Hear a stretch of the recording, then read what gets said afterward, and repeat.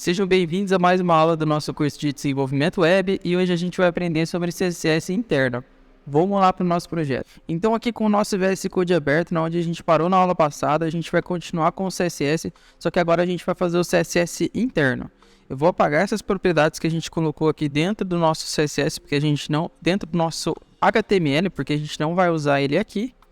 Vou apagar tudo aqui, vou deixar só os parágrafos. E agora, como que a gente vai utilizar o CSS interno? A gente, dentro da tag head, a gente vai abrir uma tag style e fechar ela, tá? Então, a gente vai abrir e fechar a tag style dentro do head. Por que a gente não faz dentro do body? Porque ele vai funcionar também, só que o body ele é carregado depois, ele é carregado junto com o nosso conteúdo. Então, muitas vezes, se você fizer dentro do body, ele vai carregar o conteúdo sem o estilo e depois ele vai piscar a tela e vai colocar o estilo no seu site. Então, vai ficar feio, vai dar um efeito muito estranho. Então, a gente sempre coloca no head, que é onde ele carrega antes do conteúdo do nosso site. Tá? Então, antes dele carregar o nosso site, ele vai carregar todo o estilo. Então, aqui dentro da nossa tag style, a gente precisa definir o que a gente vai alterar aqui no nosso documento. Então, ao invés da gente colocar aqui direto no nosso elemento, a gente vai ter que usar um seletor. E o que são os seletores? Eu vou explicar mais para frente ou numa aula só de seletores, mas hoje a gente vai utilizar o seletor de tag, tá? O seletor de elemento. Então, aqui eu vou colocar o P, que é de parágrafo, e aí a gente vai abrir e fechar chaves. Então, as chaves, elas vão definir aqui o que vai ter dentro desse código, onde vai estar o nosso código CSS na tag P, tá? Então, eu vou dar um enter aqui para indentar o código, para ficar melhor. E aqui dentro eu vou colocar o que eu quero. Então, agora o que eu quero? É que eu quero que o P tenha uma cor, que é o color, red, tá? Vermelho. Então, vocês podem ver que todos os parágrafos ficaram vermelhos.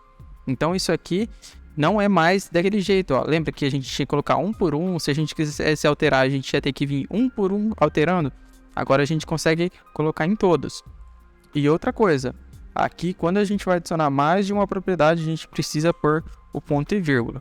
Então aqui eu vou colocar também um background color yellow, tá? Amarelo.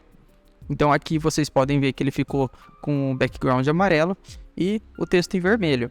Eu posso fazer a mesma coisa para o H1. Então, vou colocar aqui H1, abrir e fechar as chaves. Aí eu dou um Enter para ele ficar mais organizado. E eu vou colocar aqui uma color blue. Então, vocês podem ver ali em cima, ficou azul. E o nosso parágrafo ficou com outro estilo. E aqui ele alterou os dois H1. Maravilha. Mais para frente a gente vai ver como que a gente consegue alterar apenas um elemento dentro do nosso CSS interno.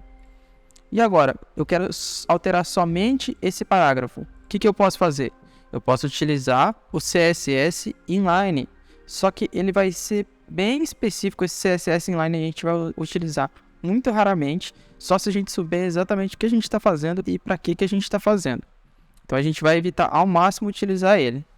Tá? Então aqui vamos supor que eu quero alterar o segundo título aqui. Eu preciso alterar a cor dele. Na verdade eu vou utilizar esse parágrafo aqui como exemplo. Então, aqui nesse parágrafo, eu vou vir aqui e vou colocar aqui P Style. Vou colocar um color green, que é o verde. E aqui vocês podem ver que ele ficou verde. Só que, olha que engraçado. Ele ficou parágrafo verde, só que ele manteve o fundo amarelo. Porque aqui ainda é válido o estilo que a gente colocou lá em cima. Então, ele vai pegar, ele vai aplicar esse estilo no parágrafo. E na hora que ele chegar aqui na nossa tag P e ele vê que tem esse estilo inline, ele vai sobrescrever a cor, que é a única coisa que ele vai fazer, ele vai pegar aquela cor que está definida com vermelho e ele vai sobrescrever com a verde que a gente colocou direto na linha do código. Isso aqui é porque existe uma hierarquia do código em CSS. Então, primeiro ele vai ler o que está lá em cima no head, no CSS interno, e depois ele vai ler o que está no nosso inline. Então, ele vai pegar e o que tiver no inline ali, como é mais específico, ele vai dar prioridade. Então aqui, mesmo que eu queira alterar esse fundo, eu posso vir aqui, ponto e vírgula, e altero o background color. Posso colocar um blue. E aí vocês podem ver aqui que ele alterou o background também. Então, quanto mais específico, mais prioridade ele vai ter. Então lá em cima vai ser o CSS inline, só que na hora que eu colocar aqui, se eu tirar esse verde aqui, ó, e salvei, ele manteve a cor que tá lá no CSS inline, porém ele alterou o background color. Então se eu quiser alterar só um elemento, sendo que eu já coloquei lá no CSS inline, eu consigo fazer, no CSS interno, eu consigo alterar pelo CSS inline.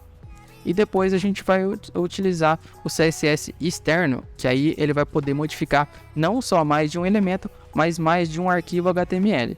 E isso a gente vai ver na próxima aula.